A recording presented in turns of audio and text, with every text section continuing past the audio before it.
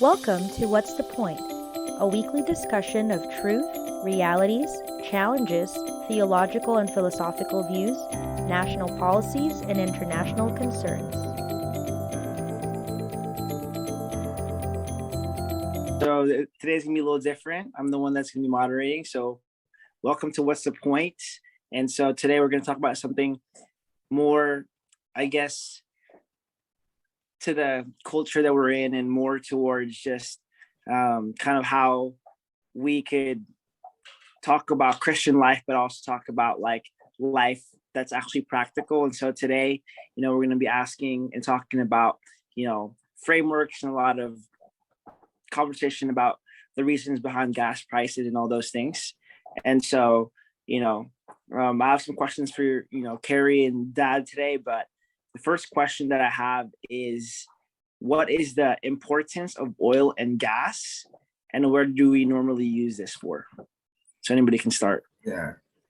Well, that's good just to be asking a non-theological question for a change by a theology student. Well, oil and gas is a part of our lives. It's very important because that's what we use for mobility, for the cars. That's we use for industries to fuel power plants.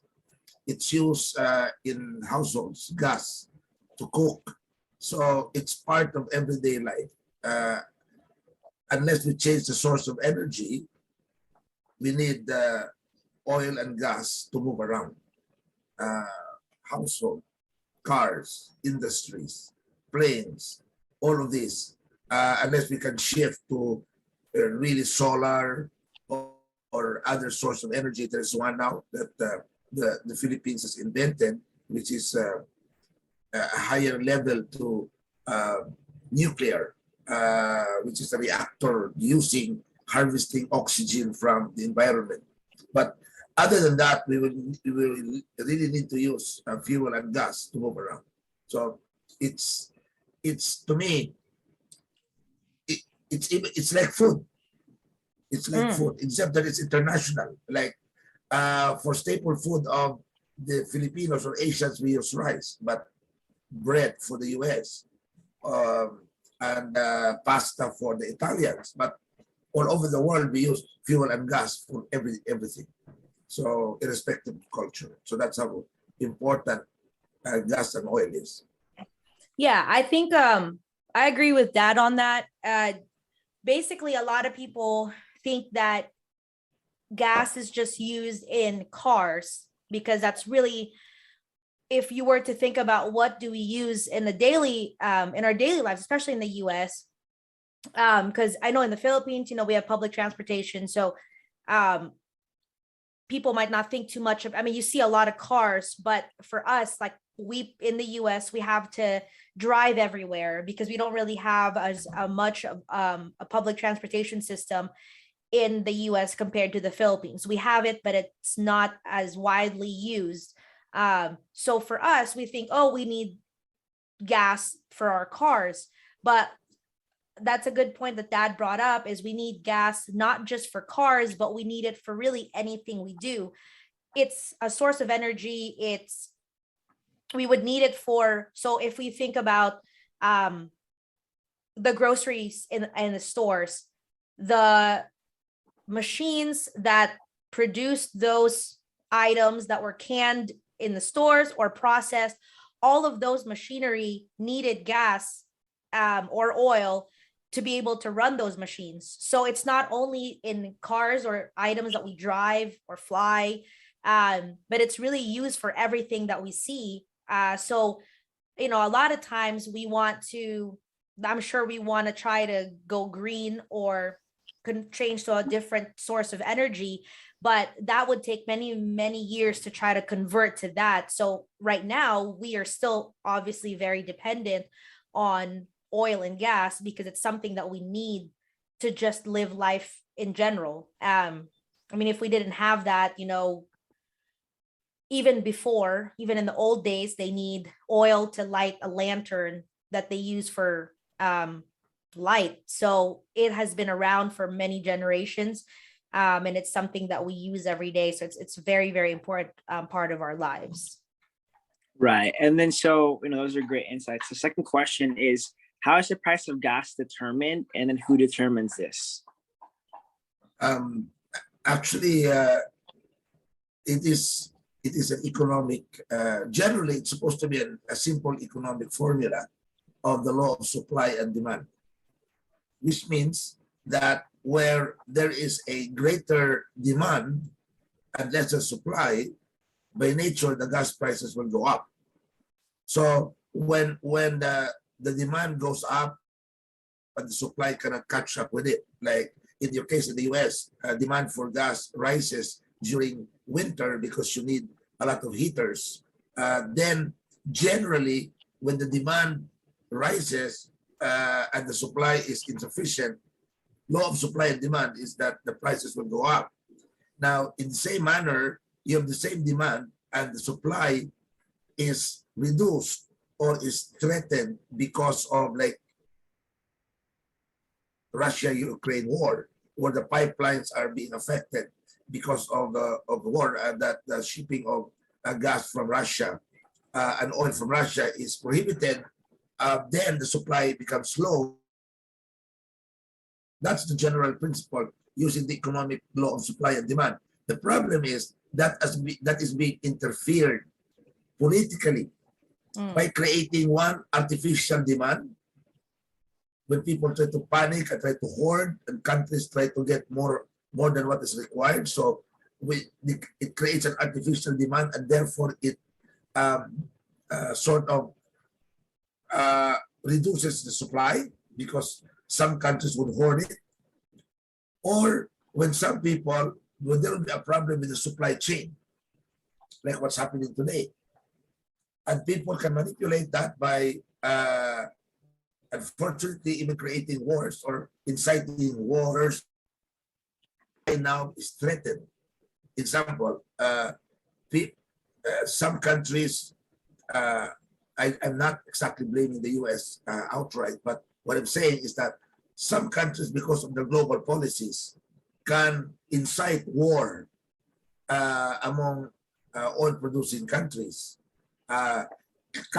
Case in question is that because of the issue of the creation of a nuclear bomb or nuclear program, the US banned the supply of oil from Iran for many years.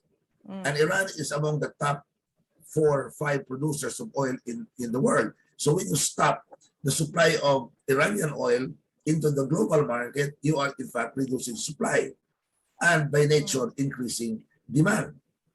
Now, what is happening in Russia, when the supply about over 20% of the oil requirement and about 30% plus of the gas requirement of the whole of Europe, and there's war there, so you cannot ship the gas through the pipelines because there's war, and the vessels cannot travel, there's war, so the supply is low, and therefore the prices go up like crazy. When you were little, the price of gasoline in the Philippines was like 18 pesos, 14 pesos. It's now over 80 pesos. Wow. And so is it per liter there, or is it per gallon? Per liter. That's 80 pesos. Which is per even, liter. but that's actually more expensive than the US. Yeah. So because this is like $1.70 $1.70 per liter. Per liter, yeah, because ours is by gallon, so that's bigger than a liter, but ours is about 3 right now. In Texas it's 370, around 370, but in California it's gone up to almost $7. Yeah, if you compute hours, how many hours goes into a liter? How many? Four. So 4 liters to a gallon. Yeah, so ours is like now something like $7 per gallon US. Now that was like $4.50 before. Yeah. So it was it's really terrible now. But here is another factor that plays with supply and demand, because you buy and sell gas in the future contracts, they call it. And that is where Wall Street plays a big role in the prices. So there are a lot of listed companies, and they play around with the prices because most of the suppliers are listed in the Wall Street. And so if they manipulate the supply chain or the demand issues, the price of stocks will go up and they will get a lot of money. So there is a lot of greed around this. But here is one major policy that I think you have to check, because I'm not a US citizen, but I understand this. In my view, the largest oil reserves is not in Saudi Arabia. The largest oil reserves is in the US. Yeah. And your government is not allowing that. Trump before was allowing it to be used, but the present government has canceled all the drilling contracts. Right. And is not allowing it to be used. So you would rather buy expensive oil from other countries than use your own oil. I don't understand why that is the case. Right. And because of that, you do not allow supply to come. You really bring the prices up. Right. See, that's the other thing. I try to keep up with current events and understand why certain things are certain ways, because one, I enjoy to debate. So I want to know what it is that I'm talking about or debating about. A lot of people dislike Trump when he was president because of, how he would talk, his tweets and all that. However, he really made policies that made sense, like what Dad was saying about during his presidency, he wanted to have a lot more oil drilling, because in the US, we do have a lot of oil reserves. We should be oil independent, because we have enough to try to source ourselves, but instead we buy it overseas. If we buy it overseas, it obviously will cost more. So when I was researching a little bit about this topic, so I can talk about it, I looked up how is the cost of gas calculated, and and this is in the US, so obviously it might be a little similar to other countries, but there were four items in the cost of gas that goes into that price. There's the crude oil prices, which is really the price internationally of the crude oil. The cost of refining it, because you cannot just put straight oil in your car. They have to go through refineries. So the cost of refining it, distribution and marketing, and taxes. So really you would think, okay, why is it that the price of gas in Texas is different from the price of gas in California, when if you measure crude oil by the barrel, let's say it's, I don't know, $100 a barrel or whatever it is, then it should be the same in the entire country. But we put federal taxes to it, so that makes it even, but every state adds an additional tax to it. So that's a difference with in the US, is what we have like states, and so every state gets to add certain taxes. Different states have different taxes that they add. So California has a lot more taxes than Texas does. So even though the price of crude oil, and Dad, correct me if I'm wrong on this analysis, but even though the price of crude oil is the same across the board, or I guess in this country, the different either refineries, if you make gas that's a little bit cleaner, I guess you would pay a little bit more, but really it also boils down to taxes. And then it goes back to policies. So if we were oil independent, meaning we drilled our own oil, then it would be cheaper for us because we're not importing it from another country. But I was listening to the news the other day, which it's a little bit hard to listen to the news now because a lot of them are biased, but it said that we have about, so I believe when Biden became president, he closed the pipeline. He halted the pipeline that was getting gas from Canada. That's a little bit closer than the Middle East, to get gas from there. And there's a lot of drilling contracts that he also halted. And so even though there are approved drilling contracts now for companies, companies are scared to start during this presidency because he could just put a federal mandate or anything to stop it, and then they would lose all this money. People would lose their jobs, and they have already invested in if they start drilling. So that's another problem, is we have the gas here. We just are not taking it, doing anything about it, which is the only people that are suffering is us, the normal people that pay for gas. Yeah. That's what we see. Yeah, well, taxes really play a very important role in the fore as well, because it can really spell the difference.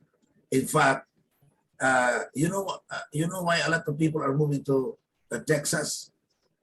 Yeah, I Okay, do. We yeah. don't have state tax. No, because they have misspelled taxes, and instead wrote Texas. And so they removed the taxes and made it Texas. Anyway, you must understand that the general policy, I think, of most Democrats, particularly in the past, was not to use the U.S. oil, reserving it in case there will be a global war, and that the enemies of the U.S. will restrict or will not supply them with oil, and because they go to war because they have oil. So as a general policy, the U.S. since time immemorial was trying to preserve their oil for security reasons. But I think that should be reconsidered. They better compute what is the real deposits and how long that will last, because there is no point. Now there are a lot of alternative energies that are being developed. Before you know it, what you think was valuable, the prices of that might dive down when other alternative energy sources will be developed. Right. By the way, when you say electric vehicles, they still use gas. Right. Because you plug into the electricity, and the power plant will still use gas. Some power plants still use diesel. So, except that it's lesser consumption, but it's still gas dependent. So of course, coal for others. Yeah. I actually you know how I'm part of the Rotary Club, right? We usually have a speaker every month, whatever. One of the speakers, and it was a really good presentation, one of the speakers that we had, he talked about microgrids. So microgrids would be something where you yourself are self-sufficient in a specific, let's say a military installation is self-sufficient. So when he explained it, like our camping setup, we are a microgrid because we can be off the grid in the forest, making our own energy for like 4 or 5 days through solar, because we have solar and it charges our battery and then the battery powers. So anyway, that was an example he had. Now he talked about Tesla, because electric cars, he said, oh, what about because Tesla makes like solar like roofs or something like that, but then you would have to, and so basically you could have like a Tesla house where the house is built on all Tesla technology. But the problem would be it is actually more costly, because you would have to, it would cost, I think the roof alone is like $200,000 plus the house. And then you would have to have the electric car to power. So you would be able to do all that by yourself, but you would have to have some sort of, that would be the only way for you to be like a microgrid for yourself. However, if there's no, it's solar. So if there's no sun, like if it was, you could, I guess, hold the power, but you still have to be connected somehow a little bit to the grid. And so the cost of owning like a Tesla home with electric everything costs a whole lot more than if you just drove like a regular, you could save up on certain things, but it would not be that sufficient in the long run unless you have a lot of money, to invest up front. The problem with solar, two major problems. Number one is the availability of sunlight. So in the evening, there is no sunlight. Or other countries, there is no sunshine at all coming out. Number two is storage. Like in the Philippines, you have a lot of sun, but you cannot store it. You need a battery to store it. So then that becomes a very expensive Right. proposition. Because our Uh, house has solar panels. And that was expensive. It was an Yeah. additional $10,000 to get a battery, which we did Yeah. not get because that's so expensive. But if you did not, the way that it is if it's nighttime and you're not producing and you're using more than you're getting or you're producing, then you have to go back to the grid anyway. So you're paying But- for your solar panels. I mean, it works like at our house for a little bit, but it works for smaller scale. Like our camping setup, it works there because we only have to power a small area. We're not having to power so much. You know, there is a new technology, not really new. It's patented for the last 15 years, but it underwent a lot of research until what it is now. Fortunately, this is invented by a Filipino. The setup of the facilities is still in Subic. They've invested about 1 billion already in research. I have seen the facility. And to me, if this materializes, Japan, Australia, Qatar, I was invited because of the royal, Sheikh of Qatar asking me to help. And then some countries in Africa are already buying this technology. If this goes out, we will beat the whole world with the energy. Let me explain. We are using gas and fuel. That's what we think is energy. But remember, you can produce energy from the wind. That's the reason there are windmills to drive the turbines. Follow? Mhm. Or geothermal energy, heat coming out to heat in the turbine so it rotates. Or harvesting or hydro, water force going down, heat in the turbine, and then it moves. Sunlight, solar. Mhm. But in the evening, if there is no sun, then there's a problem. Nuclear, which is really some combination of elements that you mine, like plutonium. Would you believe that a Filipino has discovered what you call it EER, which is harvesting the oxygen, more or less, of the environment through a reactor and converting that to energy 24 hours a day. Mm.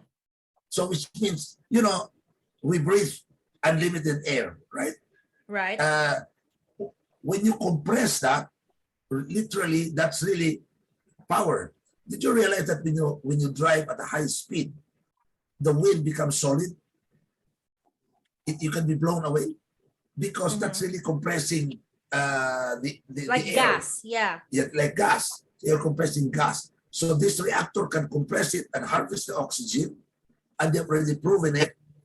And you see, like the prices in the Philippines, if you have, I will just make it simple. If you charge electricity of 10 pesos per kilowatt hour, the power cost there is only about 3 pesos. Right. The The other rest cost is like, distribution, of course, for the gas refining, but distribution, transmission, taxes.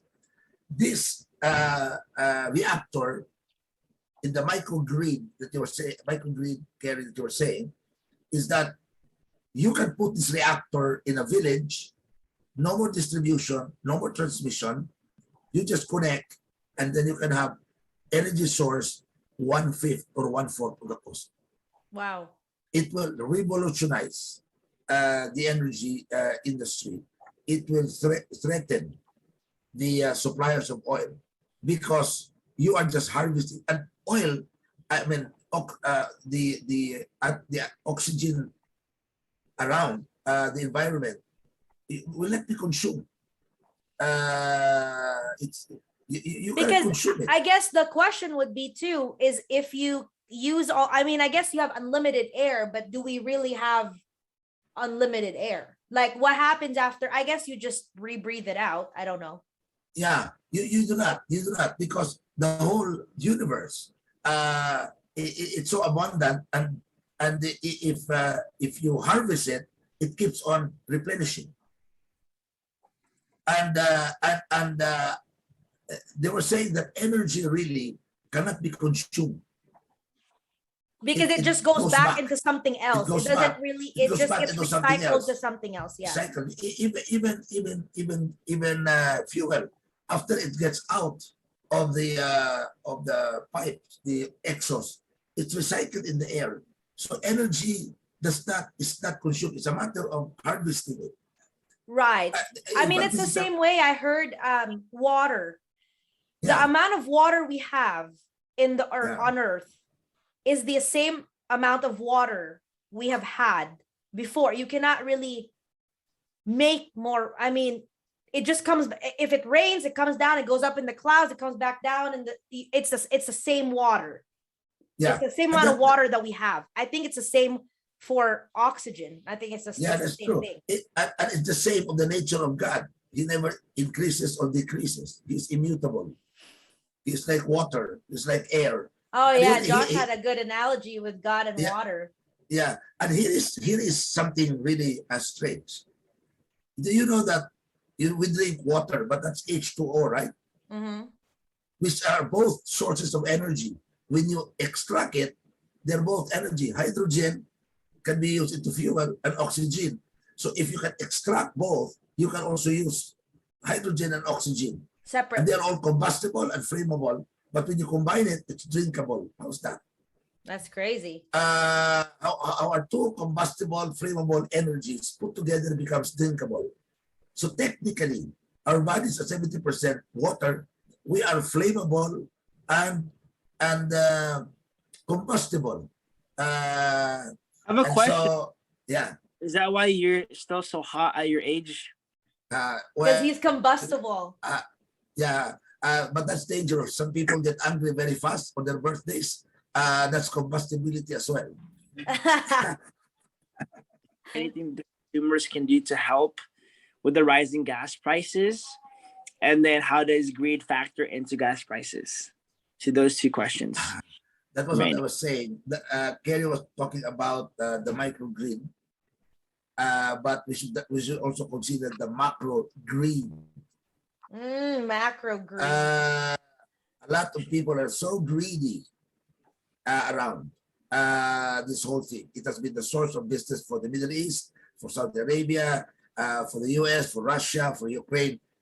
A lot of wars, Iran, Iraq, Kuwait, a lot of wars are fought, even our own sprat list here between China and the Philippines. A lot of wars are fought because of greed over oil. And this is affecting the prices. But going back to your question, how do we... Oh, before I what- forget, something yeah. funny that I thought of. You know when the US first went to I think is it Iraq? Yeah. Yeah, Iraq. Yeah. When they first went to Iraq, right? The first time. And this was on the the museum you went to in Fort Hood. Yeah. They named it Operation, and this name only lasted like 5 days and then they changed it, maybe less. Operation Iraqi Liberation. It's spelled oil. And then but then they changed it immediately to OIF, Operation Iraqi Freedom, because it's going to be very obvious what are you there for if you name your cause literally oil. But I mean, there's, like correct. You said, there's so much greed with everything that on every avenue of it, there's always greed going on because someone always wants a piece of it. Correct. Why is China so interested in our Spratly Islands? Because that's where the oil is. And if only who owns the Spratly Islands? Is it the Philippines? Philippines, under U.S. laws, under United Nations laws, the Philippines. In fact, we won a case to determine that, but China included it in their 7 dash map. But that's ours, and they have put facilities there. Although I have theorized that the best way to do that is to go into a joint venture. Russia's offered to put the money and give 60% share to the Philippines. But I don't know why our people, instead of fighting a war of sovereignty over that place, the world now was seamless boundaries. So we could have done a joint venture there and benefit, because Philippines doesn't have oil, we only have gas. But I maybe wrote they an don't really want to be part. I mean, I guess they don't want to be part of like anything related to Russia. But if you're doing it for, I mean, business purposes, I guess keep your enemies, your friends close and your enemies closer. I wrote an article. I wrote an article about it. I said, why is it that in our exploration of gas in Batangas, south of Manila, where the partners are Shell, Chevron, and all American and British companies, the Philippines only shares about 27% in total of the profit, and the rest goes to the ones exploring drilling natural gas, and that is in a territory that is ours for sure and not contested. Why will we not agree to 60% share of the sprat list that is a contested territory? Yeah. With a bigger supply. So this is again some form of, sorry to use for both of you who are US citizens, this is again a part of American propaganda that hey, don't deal with China because China is bad. But from very practical terms, we are drilling gas in our own territory. We're only getting 20% because our partners are US and British. But we cannot partner with China. 60% is our share. Theirs is total invested because they're Chinese. Isn't that double standards? Yeah. And that's another case where George was saying why the gas prices are going up. But going back to your question, how can we help? Two things. Reduce the demand. So try to save. If you can walk instead of driving, better. If you can use the lights less, if you can use the heaters less. In other words, if we use gas less, we lessen the demand, and when the demand is less, the supply will be more, then the prices will go down. But the other intervention is we help in the supply by creating or inventing or supporting alternative energies like electric vehicles, wind energy, solar, hydro, geothermal, EER, the one that is being developed now in the Philippines, because then we will have lesser dependence on fossil fuels, which is really the category for gasoline and all this stuff. Then we will bring down the prices. So we just asked the question, how can I lessen the demand, or how can I increase the supply? If I lessen the demand, if I increase the supply, I bring the prices down. Yeah, no, that's good. I mean, mine was also obviously reduce the demand. I'm with you on that, reduce the demand and try to do what you can to conserve the power that we have and, powers that we're currently using. And obviously on the supply, make sure that we, if there's something else that's out there that we can use, then yeah, obviously try that. I mean, if it's something that we can't afford.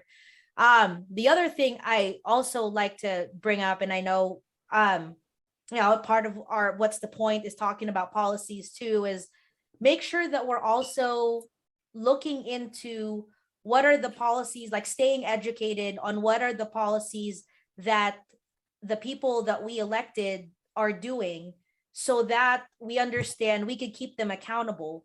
Because whoever we have in power now, we have to respect, they're in power now, so we have to respect their authority. If we don't agree with certain things that they are doing, we should, instead of just complaining about it, we should be educated as to what it is that they're doing, what it is that they're not doing, what they should be doing, and we could keep them accountable, whether that be voting differently in the following election. I know in the US it's very big also when they say write to your congressman, because it may seem like it doesn't matter, but if there's something like a lot of them, not everybody is like bad, a lot of them, especially the smaller ones, they do care about what the community wants. I've talked to some of the local Texas state representative that we have here, and he truly does care about the area. So if you talk to them or try to voice out your opinion as well, and not in the form of a complaint, but in a logical way, that would also help the people that we've elected know what the people down below, like us, want, because it's a little bit different up there. They might not see exactly what their constituents want or need. So that's the additional thing I would have, is to, I guess, stay educated as to what kind of policies are out there.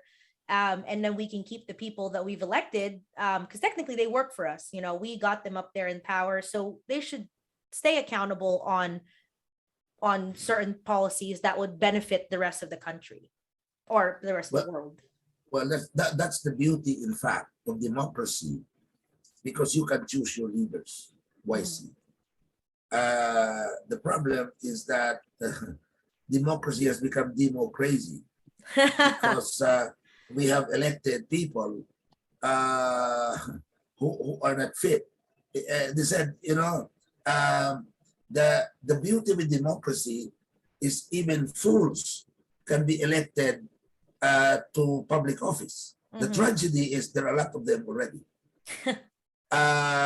So, whereas in monarchical countries, like where they're ruled by kings or the dictatorial states, or they're ruled by dictators, they have no voice in policy making. Although the kings and the dictators were supposed to be presumed to be benevolent and caring for the people, but they are more caring to their pockets than their people.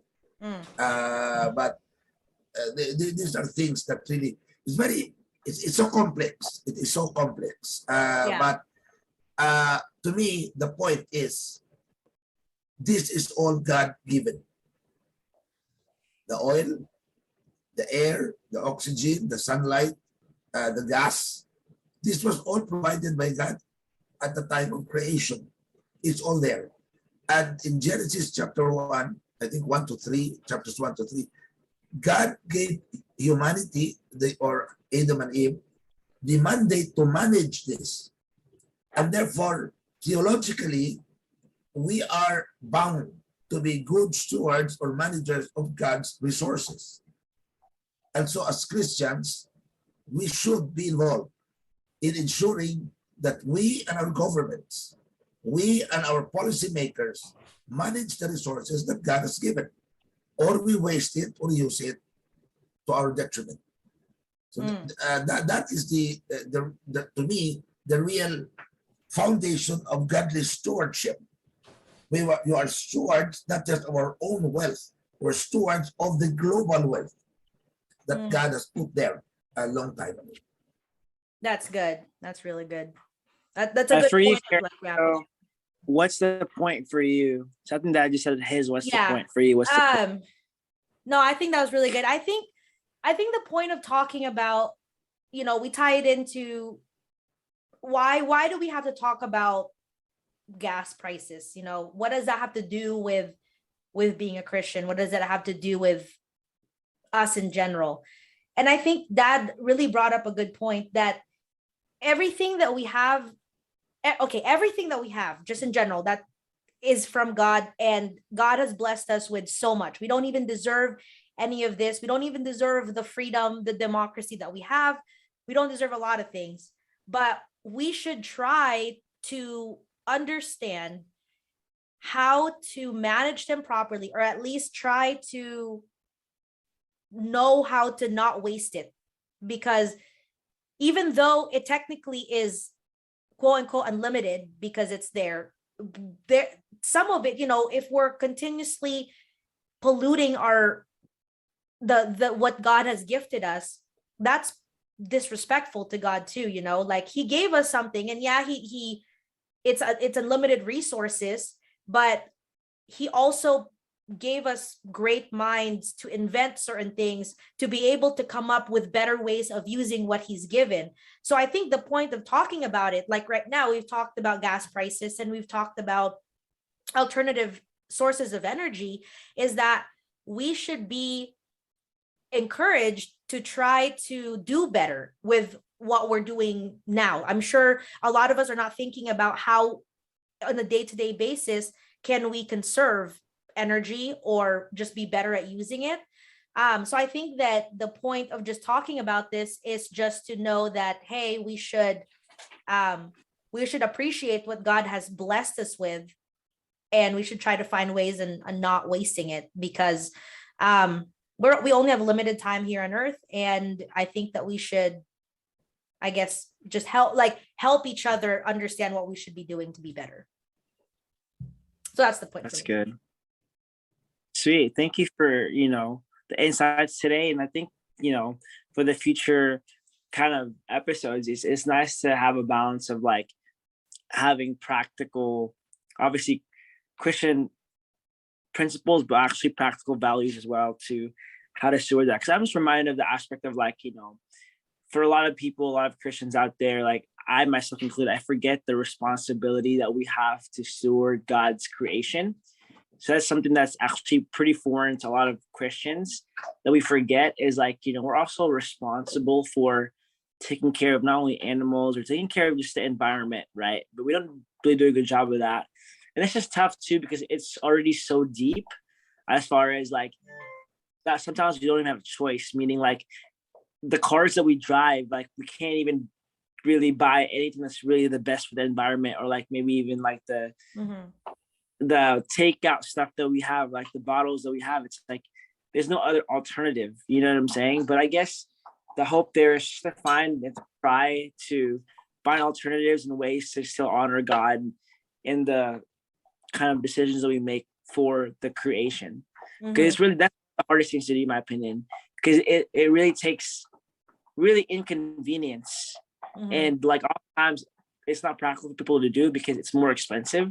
Like for example, like if you want to, not only for like gas, but if you want to like save the environment, it's more expensive, like buy organic stuff, or like you buy like different packages that are more expensive but helps the environment. So it's like, it's hard to be practical, but like there's a hope there too, that sometimes that's part of our mission in life, is to be able to take care of God's creation as well. So let me just point to you something very, very simple, but can reduce the energy requirement of the cars in the US by 60%.